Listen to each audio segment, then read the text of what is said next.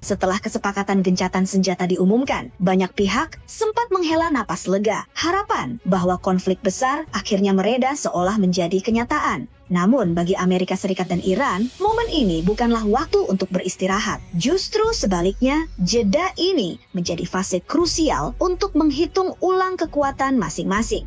Perang intens selama berminggu-minggu telah menguras sumber daya secara signifikan. Di pihak Amerika Serikat, laporan menunjukkan bahwa sekitar 45% persediaan rudal serangan presisi telah digunakan. Sistem pertahanan seperti THAAD dan Patriot juga mengalami penurunan stok hingga hampir setengahnya. Selain itu, sekitar 30% rudal Tomahawk telah dikerahkan. Sementara, sistem lain seperti JASM, SM-3, dan SM-6 turut mengalami penyusutan lebih dari 20%.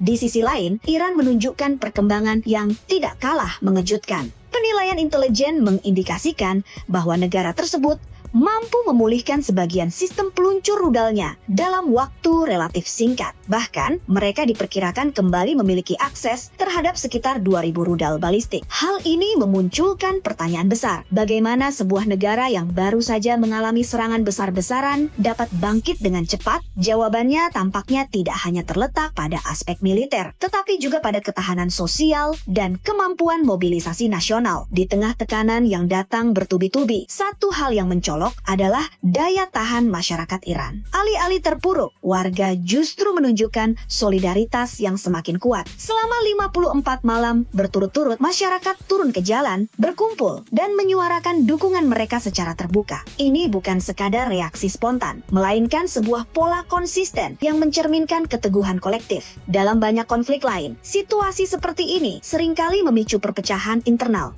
Namun di Iran, yang terjadi justru sebaliknya. Masyarakat semakin solid dan saling menguatkan. Pemerintah Iran pun memperkuat narasi ini melalui berbagai pernyataan resmi. Mereka menegaskan bahwa meskipun tekanan militer dan diplomatik terus berlangsung, koordinasi internal tetap berjalan dengan baik. Fungsi lembaga negara tidak lumpuh dan dukungan dari masyarakat sipil tetap terjaga. Hal ini menunjukkan bahwa struktur negara masih mampu beroperasi secara efektif di tengah krisis. Kecepatan pemulihan infrastruktur menjadi indikator lain dari ketahanan tersebut. Beberapa jalur kereta yang sebelumnya rusak dilaporkan berhasil diperbaiki di 6 titik dalam waktu singkat. Bahkan, jembatan yang sempat runtuh dapat dibangun kembali dalam waktu kurang dari 96 jam. Aktivitas transportasi kembali normal, distribusi barang mulai berjalan, dan kehidupan perlahan pulih.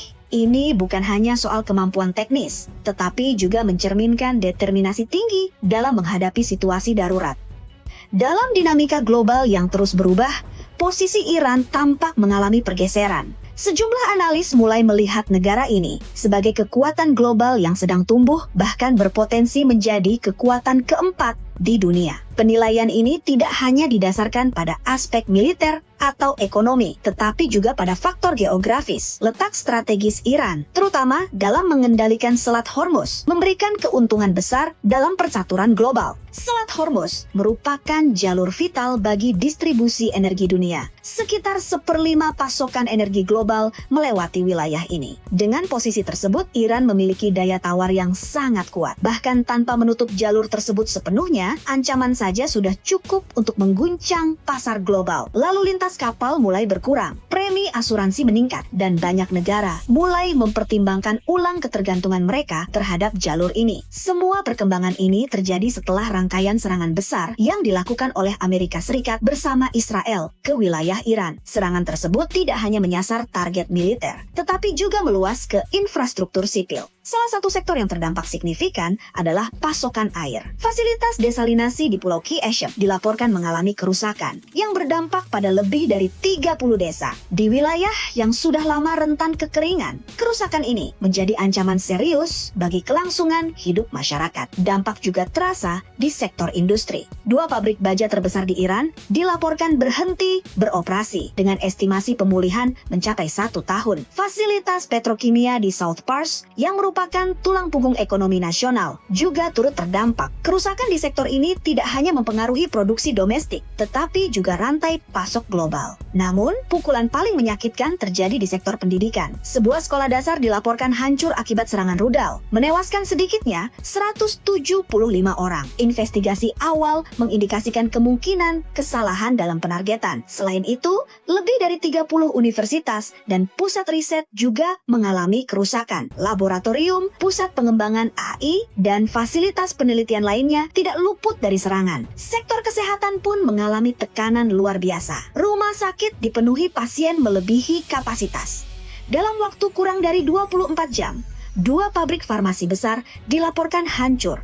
Sementara lebih dari 300 fasilitas medis mengalami kerusakan. Situasi ini memperburuk kondisi kemanusiaan secara keseluruhan. Tidak hanya itu, tempat ibadah dan situs budaya juga ikut terdampak. Beberapa di antaranya bahkan berstatus warisan dunia. Bandara Internasional Merabat turut mengalami kerusakan akibat serangan, menambah panjang daftar infrastruktur vital yang terdampak. Dampak paling tragis tentu saja adalah korban jiwa. Otoritas forensik Iran mencatat setidaknya 3.375 orang tewas sepanjang konflik ini.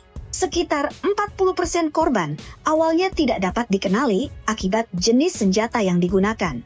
Proses identifikasi membutuhkan waktu panjang sebelum jenazah dapat dikembalikan kepada keluarga. Korban tidak hanya berasal dari kalangan militer, tetapi juga warga sipil, termasuk bayi, anak-anak, remaja, dan lansia. Wilayah seperti Teheran, Hormozgan, dan Isfahan menjadi daerah dengan jumlah korban tertinggi. Ini bukan hal yang mengejutkan, mengingat wilayah tersebut merupakan pusat aktivitas masyarakat. Pola serangan yang menyasar infrastruktur sipil menunjukkan strategi yang bertujuan tidak hanya melemahkan kekuatan militer, tetapi juga menggoyahkan ketahanan sosial. Perubahan sikap juga terlihat di negara-negara Teluk.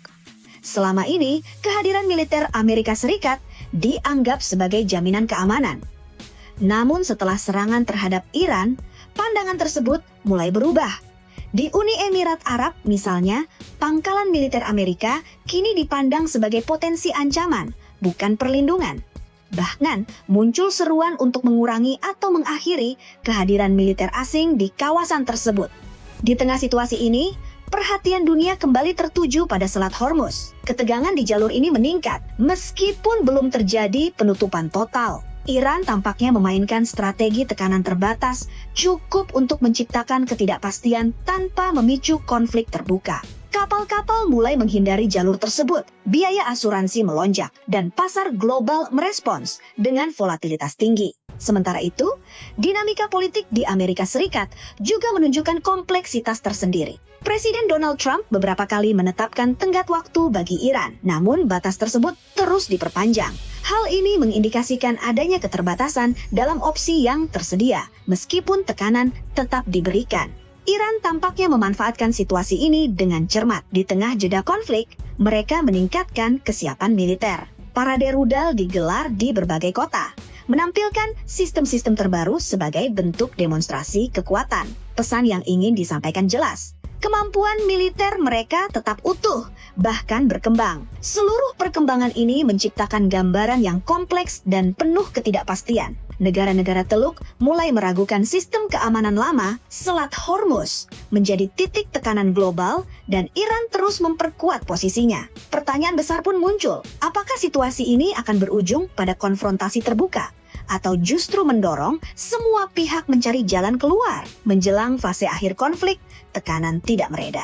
Lebih dari 100 pakar hukum internasional menilai bahwa serangan yang dilakukan oleh Amerika Serikat dan Israel berpotensi melanggar piagam PBB, bahkan dapat dikategorikan sebagai kejahatan perang. Di Eropa, dorongan untuk menghentikan kerja sama dengan Israel mulai menguat sebagai bentuk tekanan politik. Di sisi domestik, biaya perang yang terus meningkat mulai memicu pertanyaan dari publik. Korban sipil yang terus bertambah menjadi isu yang tidak bisa diabaikan. Pilihan yang dihadapi kini semakin jelas, melanjutkan eskalasi dengan risiko konflik yang lebih luas, atau mencari jalan deeskalasi melalui kompromi yang tidak mudah. Pada akhirnya, dunia berada di persimpangan jalan.